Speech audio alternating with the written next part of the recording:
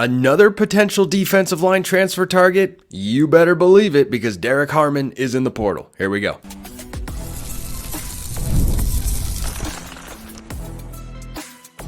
You are Locked On Ducks, your daily podcast on the Oregon Ducks. Part of the Locked On Podcast Network, your team every day. Yes, it is that time once again for Locked On Ducks. I'm your host, Spencer McLaughlin. Thank you so much for making this your first listen or your first view of the day, part of the Locked On Podcast Network, your team every day, and your number one source to stay up to date with the Ducks, which is why, if you have not already, you can like, comment, subscribe, rate, and review wherever you listen to or watch this show. Please and thank you wherever you are doing so. I appreciate all of you out there. Today's episode is brought to you by our friends at Monopoly Go.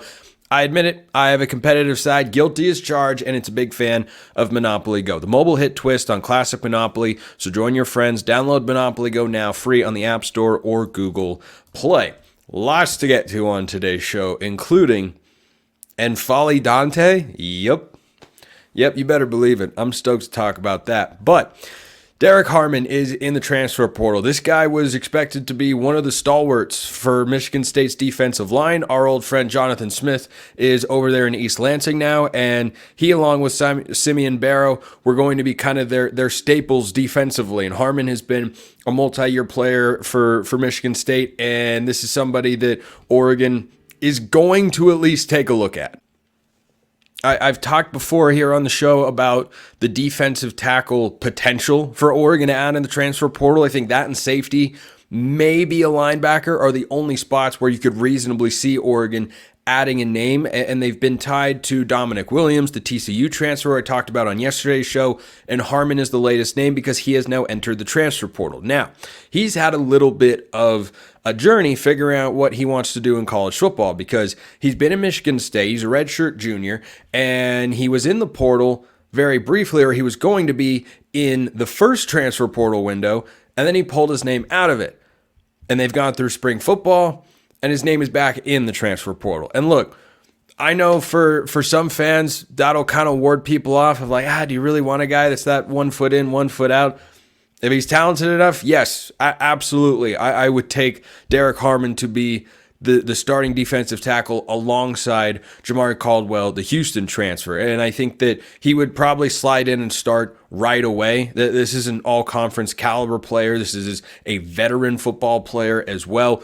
But the reason I bring him up on today's show is not just because he's in the transfer portal, but because the first time he went in the transfer portal, Oregon went after him. So at the very least, you would think there is an established connection somewhere, whether it's Lanning, Tosh Lupoi, Tony Tuioti, the defensive line coach, or anyone on Oregon's defensive staff.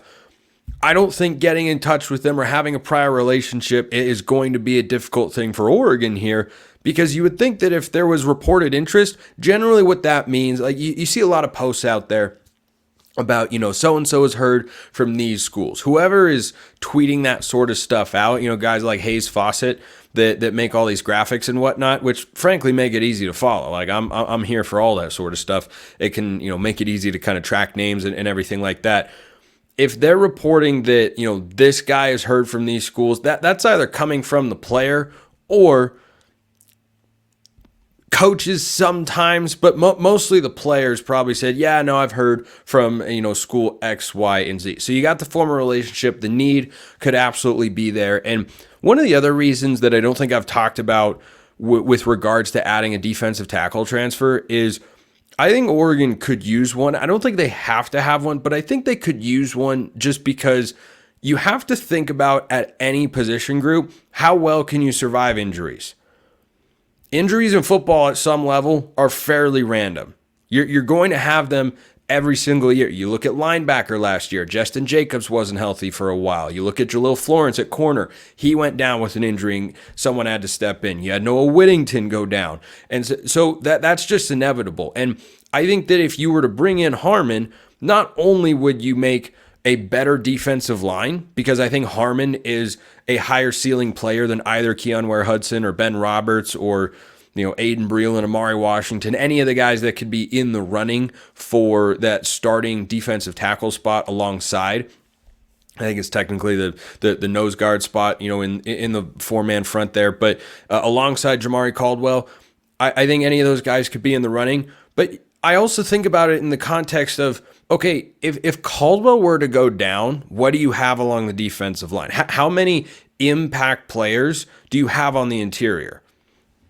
I mean, maybe you got some, okay, this guy could be right. This guy, maybe he's got the potential, but you don't know. And so I think having a second known commodity there makes a lot of sense. Do I think it's the end of the world if neither Harmon or Dominic Williams, the TCU transfer, choose Oregon? No, I don't. But would it put my mind at ease? A little bit, yeah.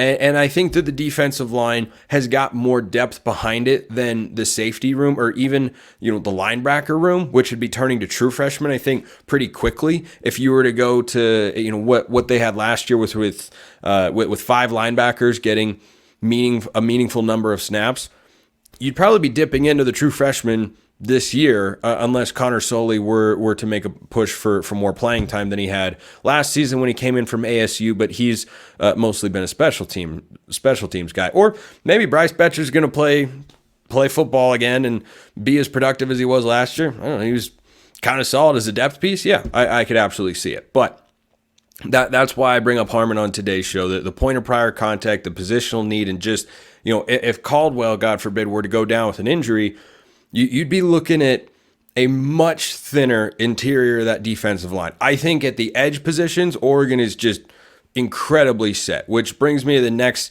defensive line guy to bring up who went in the transfer portal, a name that some Oregon fans might remember, Jaden Wayne. So Jaden Wayne went to Miami, and Mario Cristobal was pretty highly coveted 4-star. Originally, I think he was from the state of Washington, but then he went down to IMG Academy, goes to Miami.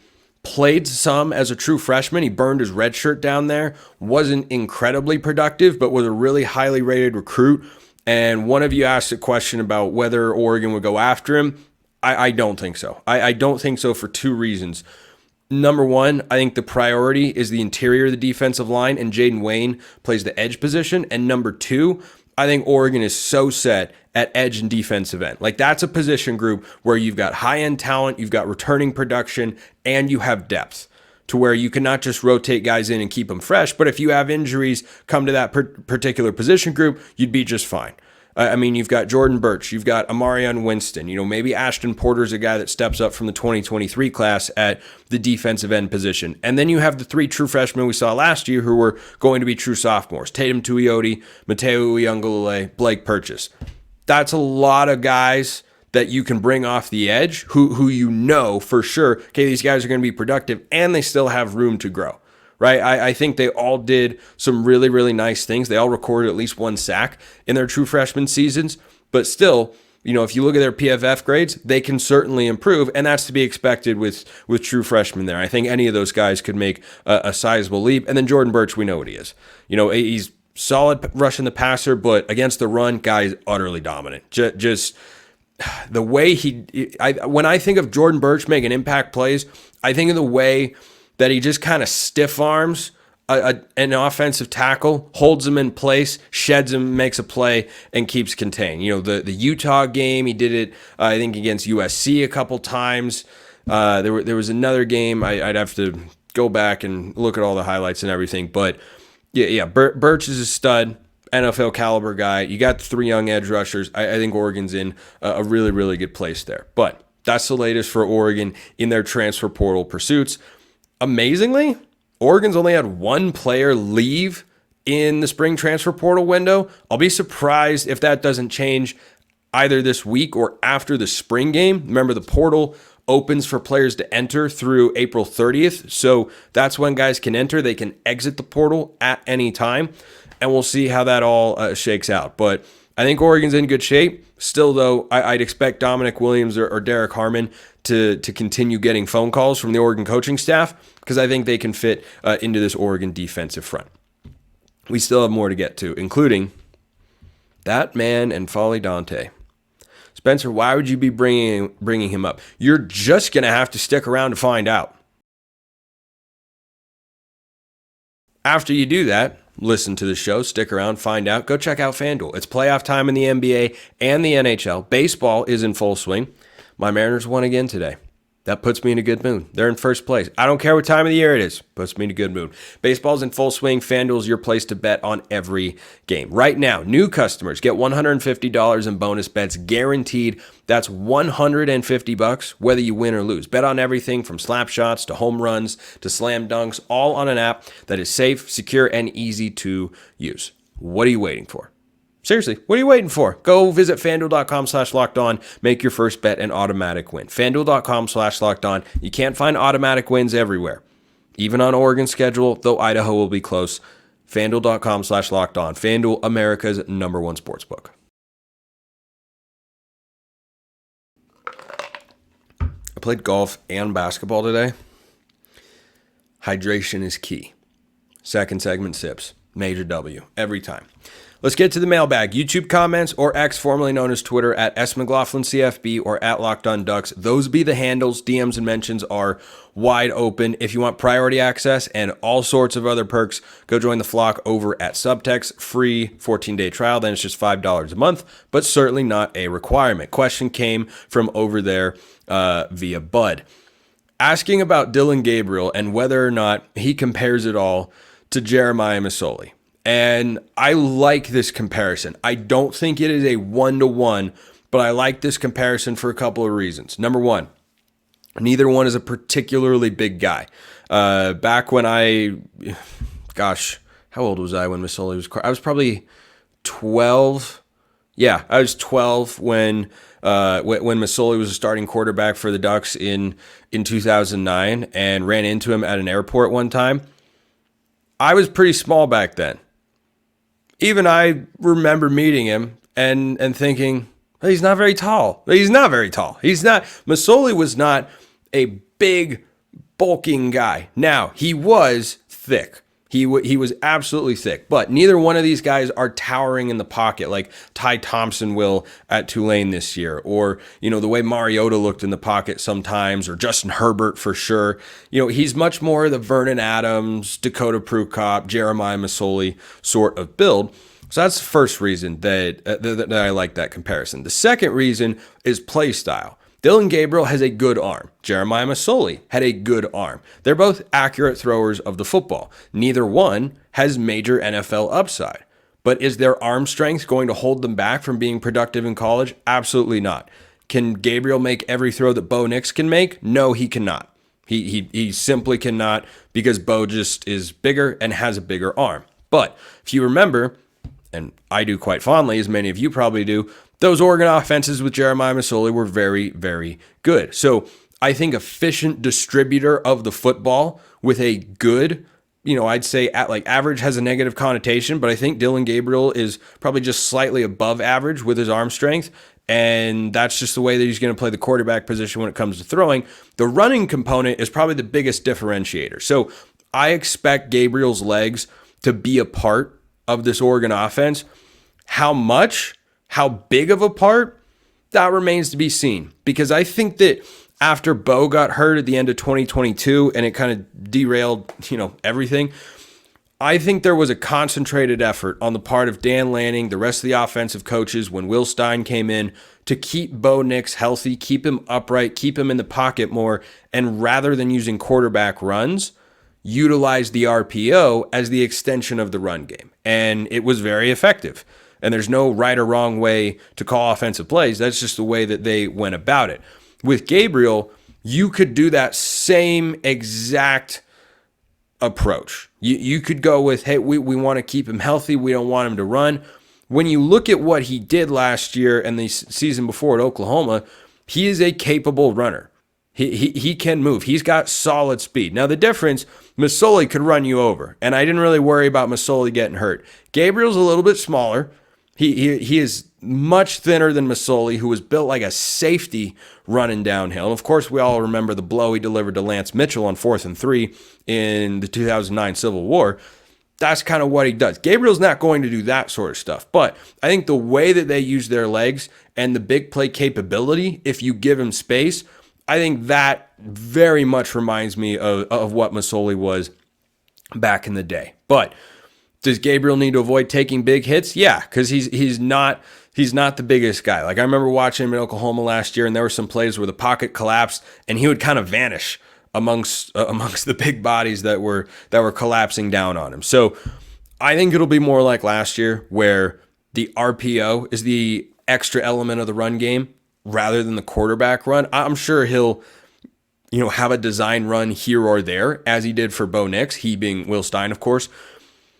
But I don't expect it to, look the way it did with Masoli at quarterback, where, in that famous night game against USC on Halloween, he ran, I think he and LaMichael were both over 200 yards rushing. Like that's not going to happen in any of these games. But I do like that comparison quite a bit. Last thing before we get some big time hoops talk here. I mean, major stuff. Major stuff. This question from Grayson. Random question for the mailbag. There's no such thing. When do you think the new uniforms will be revealed? Possibly the spring game? And if not, do you think they will be revealed in enough time to be in the new college football game? Well, I don't think they'll be revealed at the spring game. That's a gut feeling. The college football video game, however, look, I don't know when they first hatched the idea for these Generation O uniforms. I'd be surprised if, the production for the college football video game has been going on for several years. And all these schools tweeted out, we're in the game, and the announcers were tweeting out, I'm in the game. Okay, the ball's been rolling on that for a long time. So where the question that need to be answered is, where's the timeline between when the Generation O uniforms got announced and when they were at that part of developing the game, which is in its final stages and is coming out sometime this summer. We don't have an exact date. I don't know an exact date. I just know I'm incredibly excited for it. But given the history of college football and Oregon specifically and all the hype around this game, boy, it feels like you would want to include that element of it in the new video game. So here's what I'll log as my official prediction here. Won't hear anything at the spring game. Sometime this summer, the uniforms get announced and then they're in the game. Because there's going to be a big old dead period. I think June is the dead period for recruiting. I'm probably going to have Brian on the show later this week. We can talk about that. But there's a dead period in there. That would feel like a time where you could announce that sort of news because there won't be anything else really surrounding Oregon football. So I would think that's kind of the timeline that you're looking at here. And I think by the college football game, I think they'll be in there. And I got to tell you, I grew up playing NCAA 14 and every game before that, and I have missed it dearly for a long time. I play Revamped a lot during the college football season. If you don't know what that is, DM me. It's awesome. It's so good. My excitement level for this new game, I regret to inform you, I will not go win a national championship with Oregon. It's too easy. It's too easy. You got to get. I need the Ball States, the Air Forces, the Georgia States of the world, Northern Illinois. I've won national championships in NCAA 14 with all of these schools. But my excitement level for that game is through the freaking roof. I am so ready to see Autzen to play with Oregon players. I'm pretty sure every Oregon player is opted in when they were having the announcement about the opt-outs and everything. Some media people were pushing back. They're only giving them this much amount of money. Yeah, like over 90% of the players in college football opted into the game. So you'll be able to play with Dillon Gabriel as quarterback and Jordan James at running back and throw the ball to Evan Stewart and maybe throw a tight end screen or two to Terrence Ferguson. Just so many things that I'm stoked for in that particular game. I tell you what else I'm stoked for. An announcement, and we'll call it a rumor, but it's a little bit more than that for Oregon basketball. First, this episode of Locked On Ducks brought to you by our friends at Monopoly Go. So I am a competitive person. You might be a competitive person. And if you are, Monopoly Go is the place to go. I'm sure you've heard of it. It's been downloaded over 150 million times, including onto my cellular device, because it's a great twist on Monopoly, where you play on not one, but hundreds of Monopoly boards in crazy locations, building up amazing cities that bring you big money. But the best part is messing with your friends. You can charge them rent on iconic properties, just like Monopoly, but now you can heist their vaults of riches for yourself, and the leaderboards show you who the biggest Monopoly tycoon is. It's not just your competitive side that'll love this game. You can team up with friends and people all around the world in time tournaments to earn huge rewards. So get in the game, join your friends, download Monopoly Go, now free on the App Store or Google Play. This episode also brought to you by our friends at Game Time, which is an authorized ticket marketplace of Major League Baseball, which makes getting tickets even faster and, wait for it, easier. That's a great combo. Prices on the Game Time app actually go down, like Jabbar Muhammad boxed 2 thumbs down the closer it gets to first pitch. Did you guys see he was flashing the dubs down? I don't know if it was edited or not. Maybe it was. Maybe it wasn't. I don't know. I thought it was funny. It was flying around Twitter. I digress. Game Time's got killer last-minute deals, all-in prices, views from your seat, and their lowest price guarantee. Game Time takes the guesswork out of buying Major League Baseball tickets. You can save up to 60% buying last minute for sports, concerts, comedy, theater, etc. Whatever you're looking for, just go take the guesswork out of buying tickets with Game Time. Download the Game Time app, create an account, use code LOCKEDONCollege for $20 off your first purchase. Terms apply. Again, create an account, redeem code LOCKEDONCOLLEGE for $20 off. Download the Game Time app today. Last minute tickets, lowest price, guaranteed.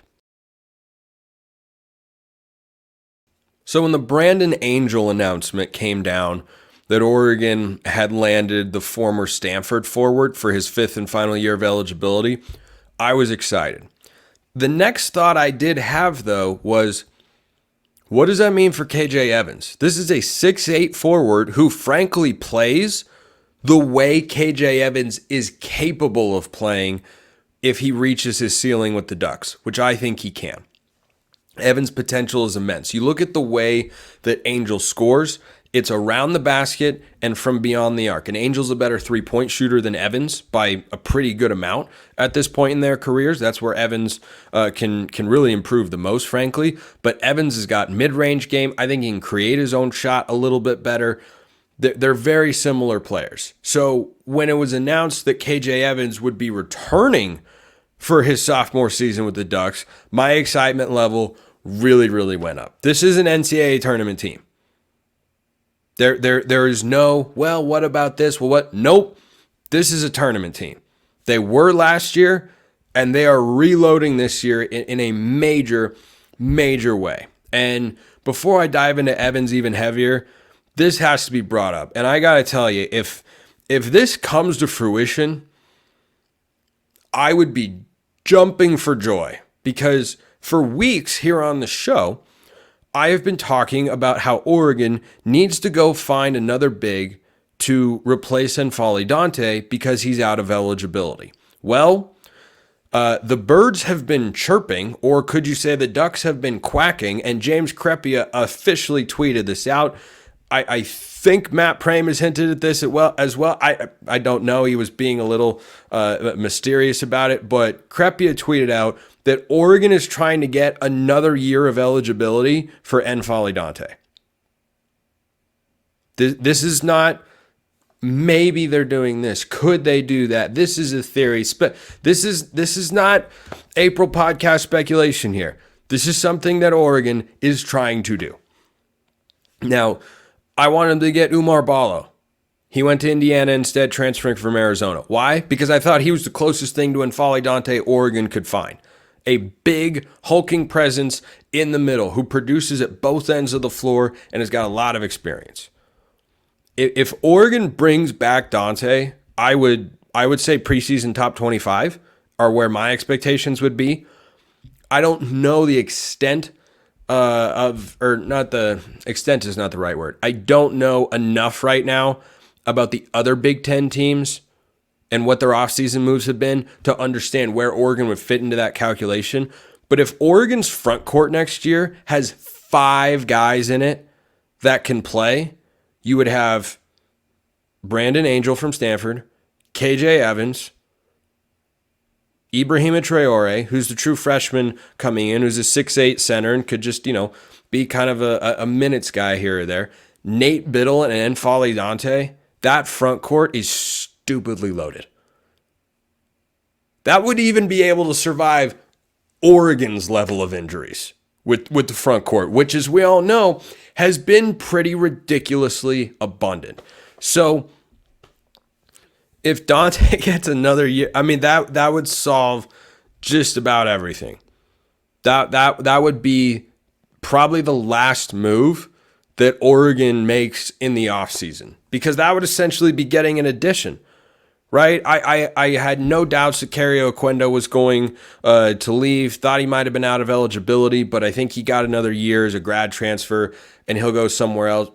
Okay, that figures. Brandon Rigsby leaves. Would have liked to have kept him around, but understand why he decided to leave. He can find a bigger role for himself elsewhere after a couple of years with the Ducks.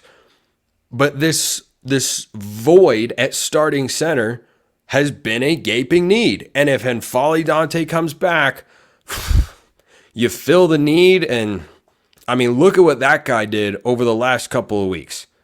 He and Jermaine Couisnard were basically a two-man wrecking crew that propelled Oregon to the round of 32 and should have been to the Sweet 16. If Oregon gets one stop, or if Dante hits a free throw or two, Oregon's in the Sweet 16, and who knows what happens from there. They could have been this year's NC State. Unfortunately, they weren't. Them's the breaks in the NCAA tournament. But, man, I don't know. Now, this is founded upon Dante having battled injuries throughout his career, and they're retroactively trying to apply a medical redshirt to, I think it's his freshman season or his redshirt freshman season, one of the years where he barely played, which has been, unfortunately, several years for him. But we saw what kind of player he is when healthy. We know what kind of player he is when healthy. He's a first-team All-Pac-12 guy. He's just a freak of nature athletically and affects the game in so many ways. I would be over the moon if that happened. So no guarantee that that's going to happen, by the way. It's just that they are officially making an effort to bring him back, to get him another year. That would be cool. And one of the reasons it would be cool is because KJ Evans will be a part of this front court. So I think that bringing in Brandon Angel is a tremendous opportunity for KJ Evans, because Evans, I think, can be better than Angel overall because he's a little bit more skilled. But the way that Angel plays and the way that he scores in the low post area, I think is, an area where Evans can improve. But mostly, Evans just needs to work on his shot. And I think it's easy to forget with this past Oregon basketball season that there was a stretch when neither Dante nor Nate Biddle were healthy, and KJ Evans was basically ending games as the 5. They start Mo Diawara, to match up against the other big. But then when it was a crunch time, KJ Evans was on the floor as Oregon's sole big. And guess what? He was great. He was great. KJ Evans had 36 blocks in 36 games this year. That includes when Dante was there. So I think that his potential at both ends of the floor is just immense. And now on the flip side of the coin, it could be tougher for Evans to make that big sophomore year leap with so many bodies in the front court and how many touches that'll, draw away from him compared to what would happen if, none of those, or not none, but if only a couple of those guys were there and it was more KJ Evans dependent. But I think it's in the best interest of the team for it not to be entirely KJ Evans dependent, for him to take a bigger role. For him, the biggest thing he's got to do to up his scoring, he's about 7 points a game this year, shoot it better from 3. He was 28%. And that's a guy who, I think if you look at his high school numbers, was a much better shooter than that. And, first year adapting to the college game and everything, if he ups his 3-point percentage and is able to shoot just in the low to mid 30s, it doesn't need to be a 38, 40% guy. Just shoot like 33, 34% from distance. I think you will see his scoring take an uptick, and it'll be such a boon to Oregon's offense as well. And the other thing I like about Angel is he's a guy that can shoot. 6'8", and you give him the ball in a catch and shoot, hit the 3-pointers at just under 45% last year, which is a ridiculously high clip. Ridiculously high clip. So, look, if Dante doesn't come back, the world is not over, and it's still an NCAA tournament team. That's still the expectation. But if Dante returns, and you've got, I think Traore would probably struggle to see the floor in his true freshman year. If you had a rotation in the front court that was Angel, Evans as your fours, and you can kind of rotate them to play at the wing or small ball five or whatever, and then you had Dante and Biddle as your fives, dude, that might be the best front court in the Big Ten. So I think it'd be massive. It's huge that Evans is back. I was legitimately worried because he said he didn't know, wasn't worried at the time, but when they added Angel, a 6'8" guy who's going to come in not to play, 5 to 10 minutes a game, I thought to myself, what does that mean for KJ Evans? Is he going to stick around? Well, he is sticking around, and this is a really talented Oregon team. And if you add, last year's core minus Jermaine Kuznar, but plus Brandon Angel and Nate Biddle, that's an NCAA tournament team, and you get into March, anything could happen. Appreciate everyone listening. I'll see you next time. Have a wonderful rest of your day, and go Ducks.